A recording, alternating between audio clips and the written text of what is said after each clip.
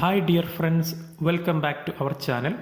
കാലിക്കറ്റ് യൂണിവേഴ്സിറ്റിക്ക് കീഴിലുള്ള കോളേജുകളിലേക്ക് 2020-21 വർഷത്തെ ഡിഗ്രി പ്രവേശനത്തിന് വേണ്ടിയുള്ള അഡ്മിഷൻ പോർട്ടലിൻ്റെ പ്രവർത്തനം ഓഗസ്റ്റ് 5 വൈകുന്നേരം 7:30 മുതൽ ഓഗസ്റ്റ് 6 വൈകുന്നേരം 7:30 വരെ തടസ്സപ്പെടുമെന്ന് യൂണിവേഴ്സിറ്റി അറിയിച്ചിരിക്കുന്നു.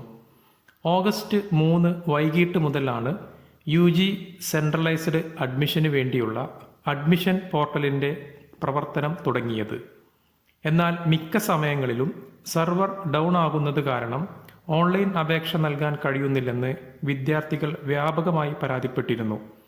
ഇപ്പോൾ സെർവർ അപ്ഗ്രേഡ് ചെയ്യുന്നതിനും മെയിൻ്റനൻസിനുമായി ഓഗസ്റ്റ് 5 7:30 PM മുതൽ ഓഗസ്റ്റ് 6 7:30 PM വരെ അഡ്മിഷൻ പോർട്ടലിൻ്റെ പ്രവർത്തനം തടസ്സപ്പെടുമെന്നാണ് യൂണിവേഴ്സിറ്റി അറിയിച്ചിരിക്കുന്നത്.